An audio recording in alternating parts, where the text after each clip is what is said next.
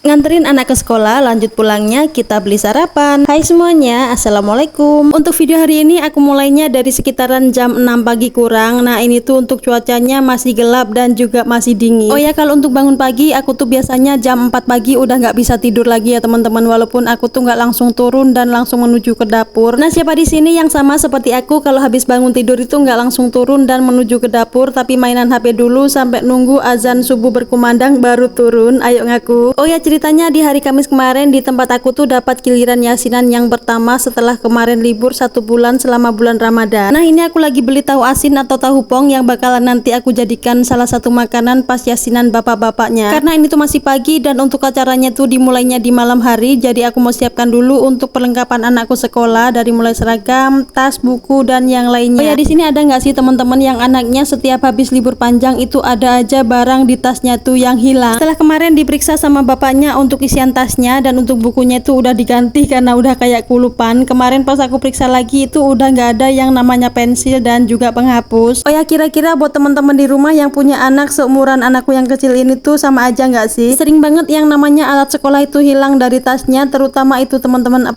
penghapus itu, masya Allah borosnya minta ampun. Oke lanjut, setelah tadi untuk alat sekolahnya udah aku cek semua dan untuk uang sakunya juga udah aku kasih. Lanjut aku anterin anakku untuk ke sekolah. Oh ya, ini tuh nama sekolah anakku ya teman-teman, namanya SD Negeri 8 Wai Serdang. Selesai nganterin anakku sekolah, ini tuh aku nggak langsung pulang tapi aku melipir ke samping sekolahan anakku buat menuju ke kantin sekolahan buat cari sarapan. Nah pas sampai di sana ini tuh aku disambut sama anakku yang tadi udah aku anterin. Ternyata dia tahu kalau mamanya tuh mau ke kantin buat nyari sarapan. Pas sampai di sana ini tuh ternyata untuk makanannya udah siap semua, dari mulai somai, sempol dan yang lainnya. Oh ya, untuk di kantin di tempat anakku sekolah itu ada peraturannya gitu ya teman-teman. Untuk makanan yang dijual itu nggak boleh berupa ciki-ciki yang seperti dijual di warung-warung atau di pasar-pasar itu. Jadi untuk makanan yang boleh dijual sama ibu kantinnya tuh berupa makanan yang diolah sendiri dari rumah gitu teman-teman. Contohnya seperti nasi uduk, mie ayam, kalau nggak nasi goreng. Nah sementara untuk minumannya juga begitu, nggak boleh berupa untuk minuman yang berkemasan gitu ya teman-teman. Harus bikin dari rumah sendiri. Contohnya seperti es teh, kalau nggak es lemon gitu. Oh ya, kira-kira ada nggak nih di tempat teman-teman semua peraturan seperti ini? Kalau aku tuh setuju banget sama peraturan ini supaya anak-anak itu nggak jajan sembarangan gitu. Oke, kita lanjut lagi. Setelah tadi aku selesai untuk beli nasi uduknya, kemudian aku pindah ke kantin yang sebelahnya lagi. Di sini tuh aku ada beli sate ayam ya teman-teman. Aku beli 10.000 aja. Untuk nasi uduk dan juga satenya udah di tangan, langsung aja kita pulang. Dan singkat cerita ini tuh aku udah sampai di rumah. Langsung aja aku mau buka apa yang aku beli tadi. Pertama yang aku buka ada sate ayam. Nah ini tuh untuk sate ayamnya satu tusuknya 1.000 rupiah. Kita udah bisa makan enak. Kemudian aku buka untuk nasi uduknya. Sengaja di sini untuk nasi uduknya aku cuma beli 5.000, mengingat untuk badan aku tuh semakin melar ya teman-teman. Ini aja aku minta bantuan anakku untuk ngabisin. Oh ya, maaf untuk voice overnya agak sedikit kemresek ya teman-teman, karena waktu aku isi voice over ini tuh lagi hujan di tempat aku. Nah setelah tadi selesai makan nasi uduknya, ini tuh aku lanjutkan buat nyuci piring dan juga gelas untuk acara yasinan bapak-bapaknya, supaya nanti pas mau dipakai itu udah kering dan nggak perlu untuk dilap lagi. Oh ya, untuk video yasinan bapak-bapak di rumahku aku upnya besok aja ya teman-teman, karena kalau jadikan satu untuk videonya tuh terlalu panjang, takut teman-teman itu bosen ngedengerin suara aku. Oke, sampai di sini dulu untuk videoku hari ini, dan maaf untuk suaranya hari ini tuh agak sedikit nggak enak didengar ya teman-teman karena lagi hujan juga. Sampai ketemu lagi, assalamualaikum.